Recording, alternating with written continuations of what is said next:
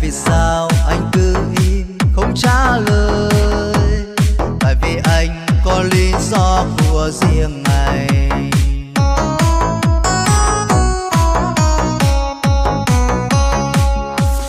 Số anh nghèo không thể lo được cho em luôn ấm êm. Anh không nói ra vì nói ra em buồn. Hãy hiểu cho anh cũng yêu, anh cũng buồn. Là đàn ông anh phải lo lắng cho em.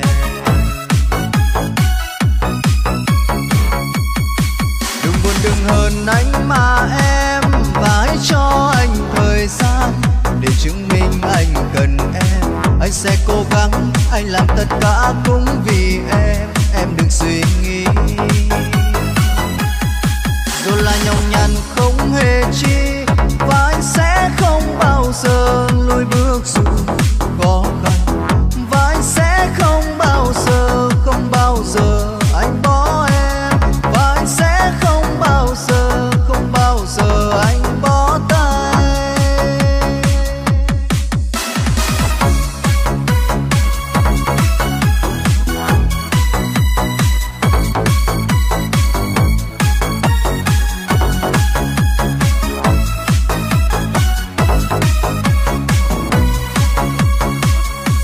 Có lúc buồn anh lặng câm vì câu nói em hỏi anh sao không cưới em. Mình đã yêu nhau thật lâu, thì tại vì sao anh cứ im không trả lời? Tại vì anh có lý do của riêng anh.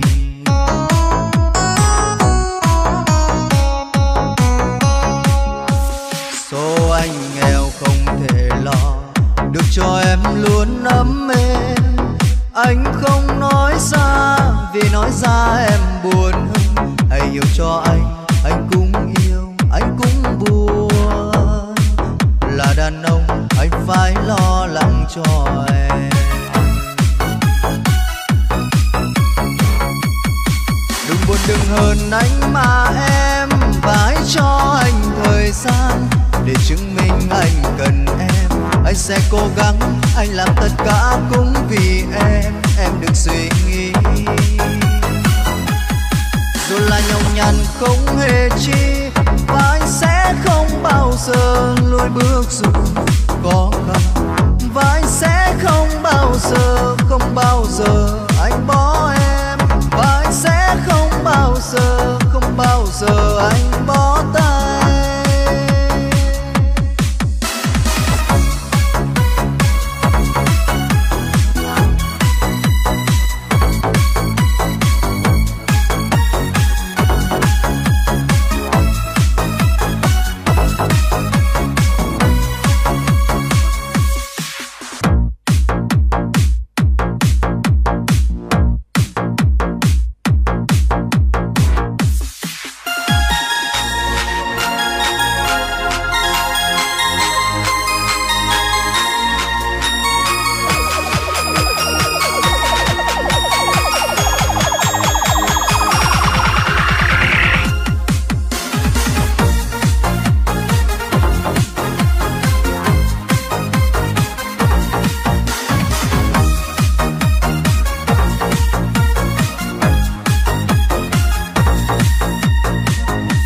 Chuyện tình yêu vỡ tan rồi, còn hay không bao câu hẹn thề thuở xưa. Vầng trăng đêm vẫn theo gió lắng giữ một mình, chẳng nào hay biết. Một nửa cuối một người chưa, vòng tay ấm sẽ mãi mãi không về đây. Buồn mà chi, khóc mà chi, người già đi mang theo con tim với linh hồn. Khóc thật nhiều cho với niềm thương đau, có nhau rồi rồi lại mất nhau. Vòng tay ấy em vui với ai, hay chẳng chốn này duyên tình tàn nát. Mất em rồi anh biết tìm nơi nào, hạnh phúc đã chia đôi đường. Đường em đi mãi cách xa, còn đường của anh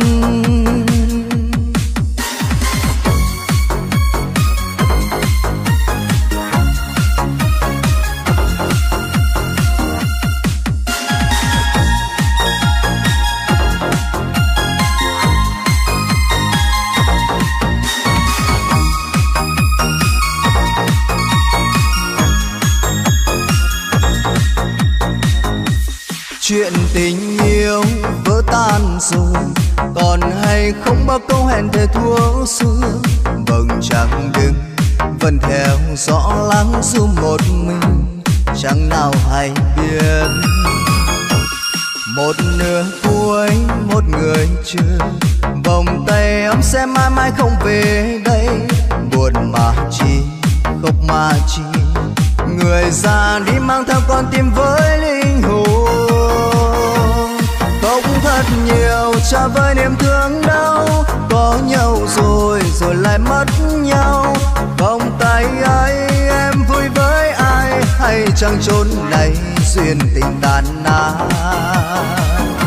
Mất em rồi anh biết tìm nơi nào, hạnh phúc đã chia đôi đường. Đường em đi mãi cách xa, còn đường của anh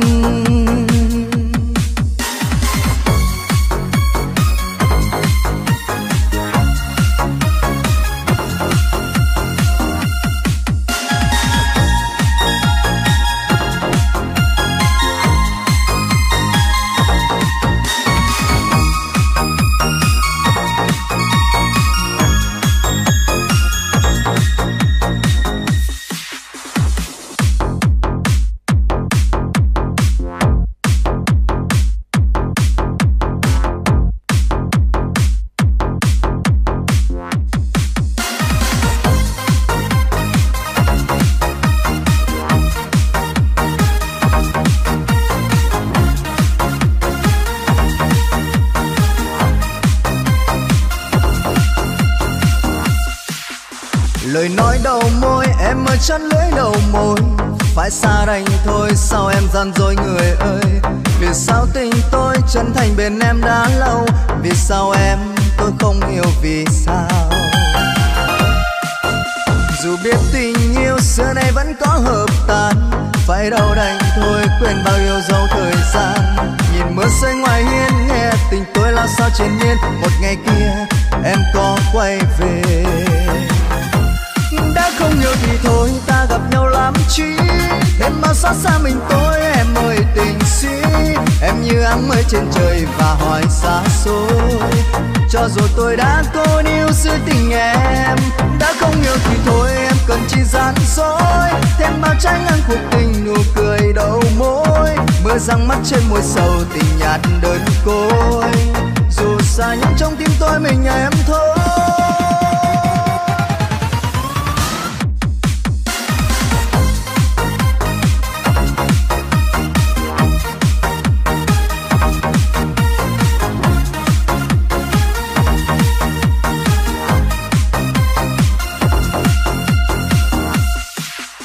Lời nói đầu môi em ơi chắn lưỡi đầu môi.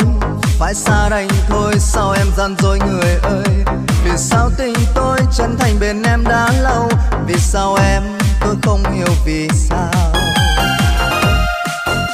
Dù biết tình yêu xưa nay vẫn có hợp tan, phải đâu đành thôi quên bao yêu dấu thời gian. Nhìn mưa rơi ngoài hiên nghe tình tôi lao sao trên miên. Một ngày kia em có quay về, đã không yêu thì thôi ta gặp nhau làm chi. Em bao xót xa mình tôi em ơi tình si. Em như áng mây trên trời và hỏi xa xôi. Cho dù tôi đã cố níu giữ tình em, đã không yêu thì thôi em cần chi gian dối. Thêm bao trái ngang cuộc tình nụ cười đầu môi. Mưa răng mắt trên môi sầu tình nhạt đơn côi. Dù xa nhưng trong tim tôi mình em thôi. Không yêu thì thôi ta gặp nhau làm chi. Em bao xót xa mình tôi em ơi tình si. Em như áng mây trên trời và hỏi xa xôi. Cho dù tôi đã cố níu giữ tình em, đã không yêu thì thôi em cần chi gian dối. Thêm bao trái ngang cuộc tình nụ cười đầu môi. Mưa răng mắt trên môi sầu tình nhạt đơn côi. Dù xa nhưng trong tim tôi mình em thôi.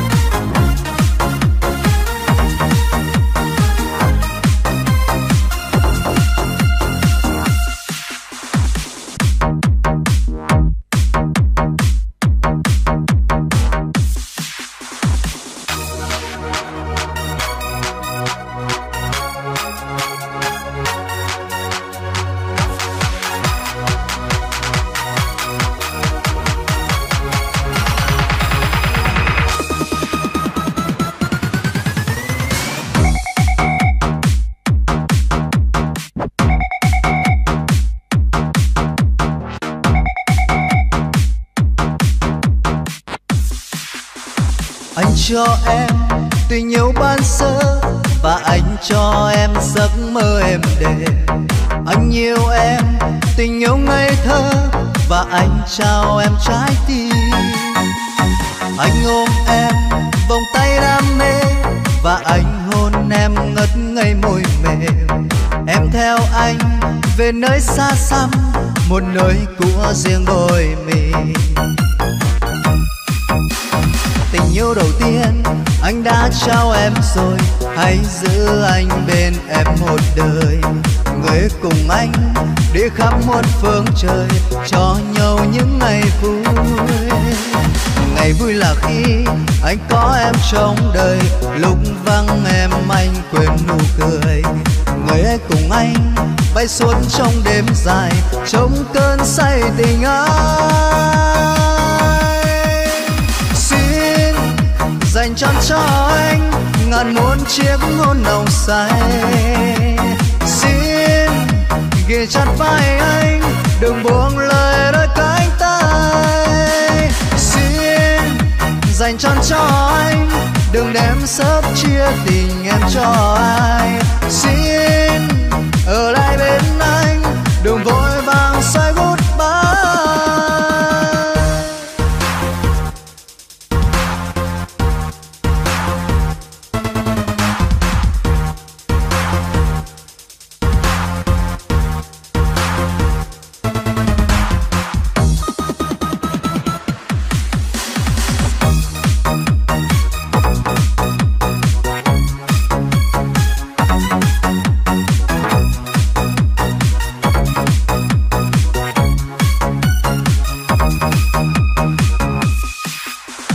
Anh cho em tình yêu ban sơ và anh cho em giấc mơ êm đềm.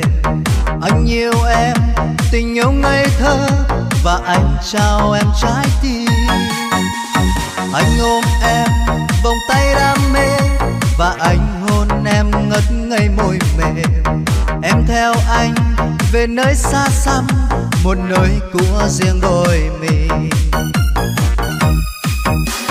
Tình yêu đầu tiên anh đã trao em rồi, hãy giữ anh bên em một đời.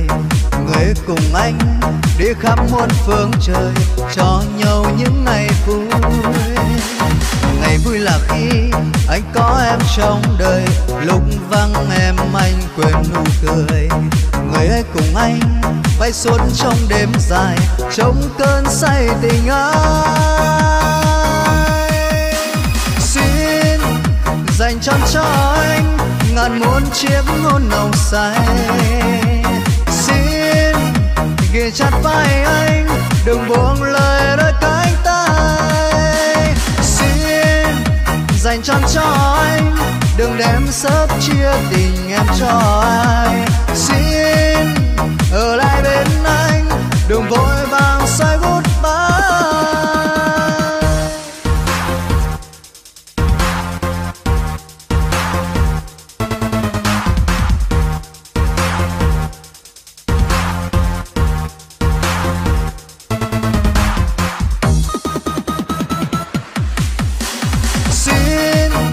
Dành trọn cho anh ngàn muôn chiếc hôn nồng say. Xin ghi chặt vai anh, đừng buông lời đôi cánh tay. Xin dành trọn cho anh, đừng đem sớt chia tình em cho ai. Xin ở lại bên anh, đừng vội vàng say goodbye.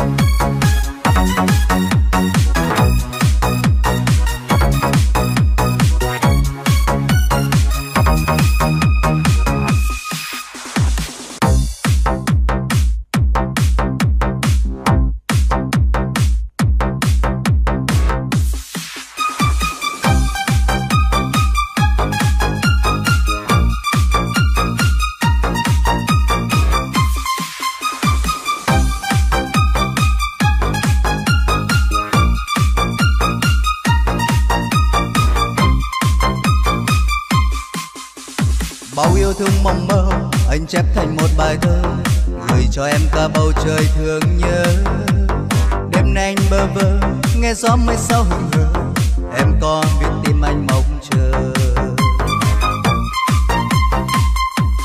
Nhìn lên bầu trời xanh em có hay chăng tình anh, từng ngày đông đầy nỗi nhớ.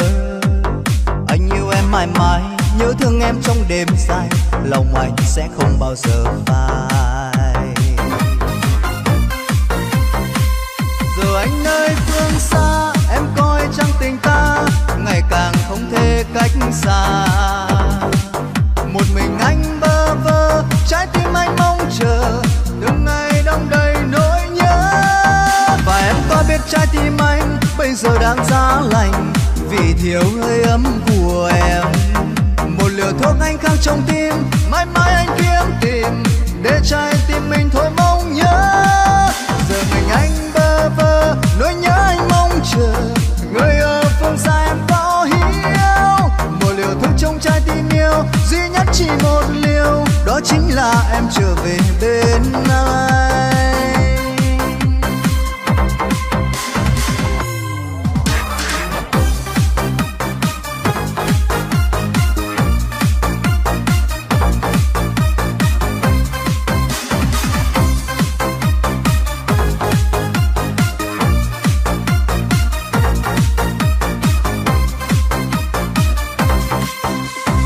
Yêu thương mong mơ anh chép thành một bài thơ, gửi cho em cả bầu trời thương nhớ. Đêm nay anh bơ vơ nghe gió mây sau hừng hờ, em có biết tim anh mong chờ. Nhìn lên bầu trời xanh em có hay chăng tình anh, từng ngày đông đầy nỗi nhớ. Anh yêu em mãi mãi, nhớ thương em trong đêm dài, lòng anh sẽ không bao giờ phai. Giờ anh nơi phương xa, em coi chăng tình ta ngày càng không thể cách xa. Một mình anh bơ vơ, trái tim anh mong chờ, từng ngày đông đầy nỗi nhớ. Và em có biết trái tim anh bây giờ đang giá lạnh, vì thiếu hơi ấm của em. Một liều thuốc anh khắc trong tim, mãi mãi anh kiếm tìm, để trái tim mình thôi mong nhớ. Giờ mình anh bơ vơ, nỗi nhớ anh mong chờ, người ở phương xa em có hiểu. Một liều thuốc trong trái tim yêu, duy nhất chỉ một liều, đó chính là em trở về bên